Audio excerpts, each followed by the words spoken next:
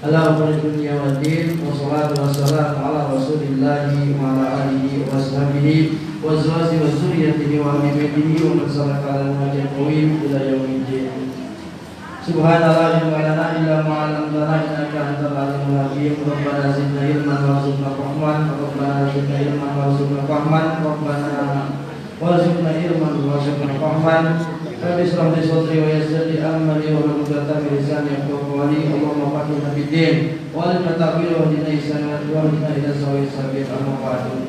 Atiullah wa atir rasul wa amri minkum. Hadirin jamaah ladies zikir zikrul hur yang dimuliakan Allah Subhanahu wa taala.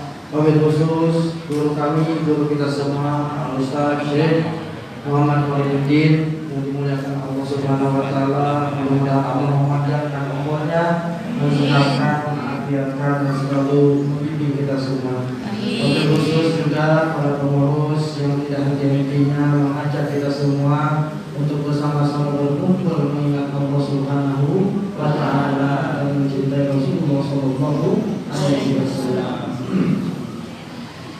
Sebelum memulai, marilah kita samakan dulu hati kita, pikiran kita,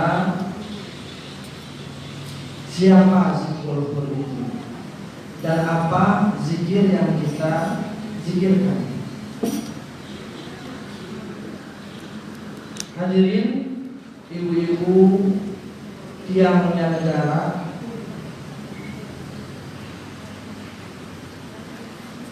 zikir yang kita hadapi ini adalah bukan main, adalah zikirnya para aulia Allah, zikirnya wali-wali Allah. Dan harapan kita semua dengan berzikir ini kita dikumpulkan dalam golongan aulia Allah, walaupun kita bukan siapa-siapa dibanding dengan kedudukan para aulia Allah. Yang membedakan itu adalah keyakinan kita.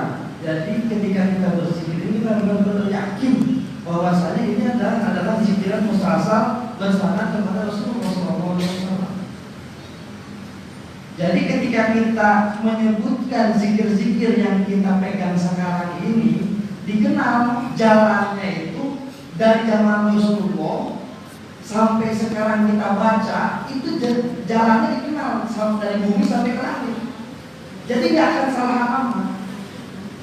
Itu yang terpenting, bahwa pertama zikir kita adalah zikir aulia Allah.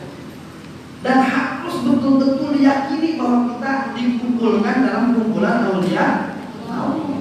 Makanya bunda-bunda saya, masya Allah, wa kata di dalam Al-Quran jelaskan, husnu zinatakum inda kulli masjidin.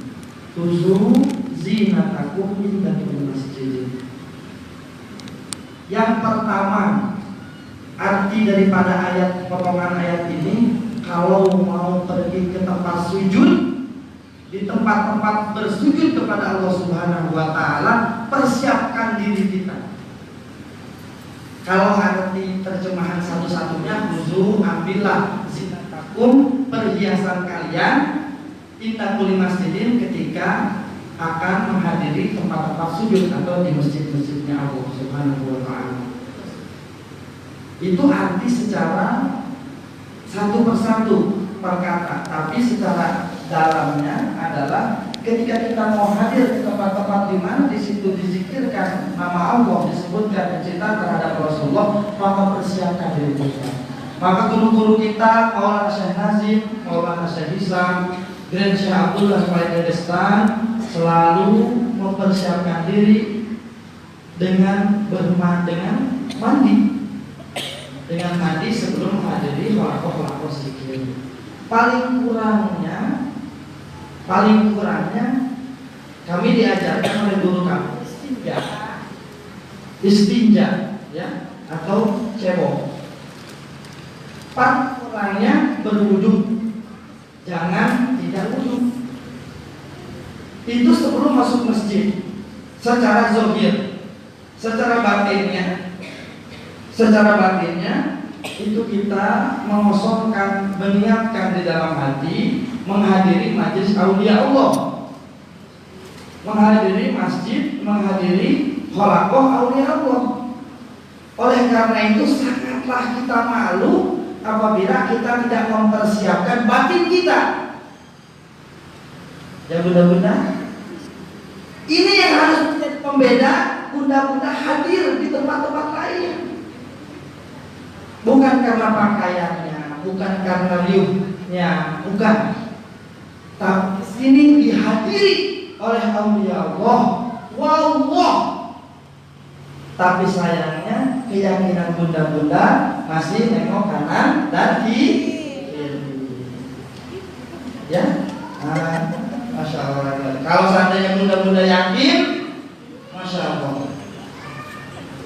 Wah, saya udah zikir mama, udah ada efek-efeknya tuh, masya Allah. Anak sehat, sehat.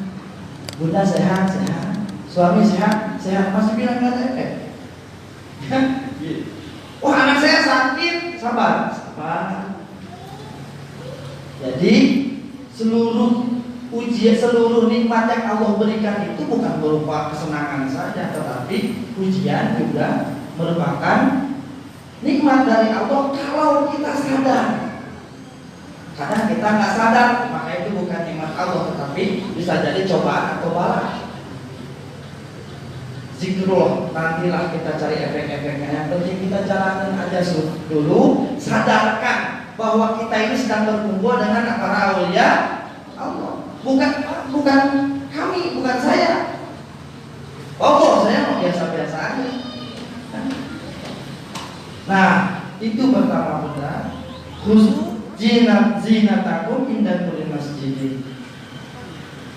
Saya tidak mampu membersihkan hati baik sebelum pergi ataupun di dalam halaqah ini, karena memang berat membersihkan hati itu, apalagi kita perempuan. Ada aja bahan omongan, ada aja bahan obrolan, ya? Masya Allah, tidak apa-apa. Tapi satu yang jangan lepas, perhiasan yang dimaksud di sini kata Maulana apa? Hubbun fillah wa hubbu li Rasulillah wa hubbu li auliya Allah. Cinta kepada Allah, cinta kepada Rasulullah, dan cinta kepada aulia Allah, itulah sebenar-benarnya perhiasan seseorang yang beriman. Nah, ya. Mari kita pupuk, kita ingat lagi ke belakang, cinta seperti apa yang pernah kita rasakan, maka alihkan cinta tersebut, tambah berkali lipat, tambah 100 kali lipat, tambah 1000 kali lipat cinta itu kepada Allah Subhanahu wa taala, kepada Rasulullah SAW, kepada aulia Allah yang sedang bunda-bunda pegang zikirannya. Ada yang bilang kenapa zikir itu harus meniup-niup kayak begini? Kalau saya lihat, ya, itu ada juga bunda. Kalau bunda-bunda ikut di majelis-majelis zikir yang yang memakai cara tasawufnya Imam Ghazali, maka kata Imam Ghazali, min alamatis sukunil qalbi sukutul kutubi. Alamat tanda-tanda tenangnya hati, maka anggota badan diam. Tapi itu sangat berat pun, sangat berat. Ketika kita diam, maka anggota di dalam itu bergolak di dalam ini, sehingga kehusuan kita lebih terancam di dalam ini, karena harus kita sadari yang dilihat sama Allah adalah hati, dan yang menjadi tujuan utama rusaknya atau perusakan itu oleh setan iblis ke hati.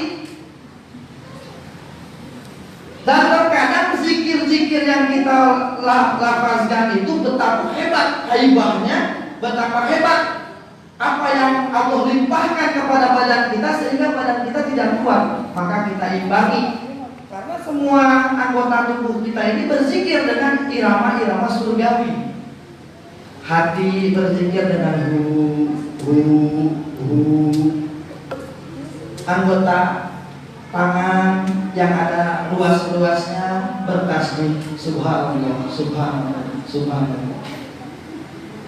Daging lain lagi tasbihnya banyak. Kalau daging, terutama kami yang banyak daging banyak. Masya Allah. Jadi Bunda itu yang pertama. Jadi boleh Bunda mengikuti diam, tetapi guru-guru kita menyarankan ikuti saja.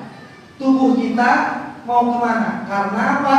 Karena debur ombak juga debur ombak juga berjalan. Bunda-bunda lihat pohon-pohon ketika ketabrak angin, ketika diterpa angin dia bergoyang. Karena ketika zikir bertemu dengan rasa, maka dia akan terjadi pergerakan. Oleh karena itu sangat wajar bagi orang berzikir dan mengikuti alunan zikirnya. Apalagi dalam zikir Naksabandi Ali Hakoni itu, tembakan-tembakan zikirnya itu, nada-nada zikirnya itu disesuaikan dengan isi daripada lafaz-lafaz.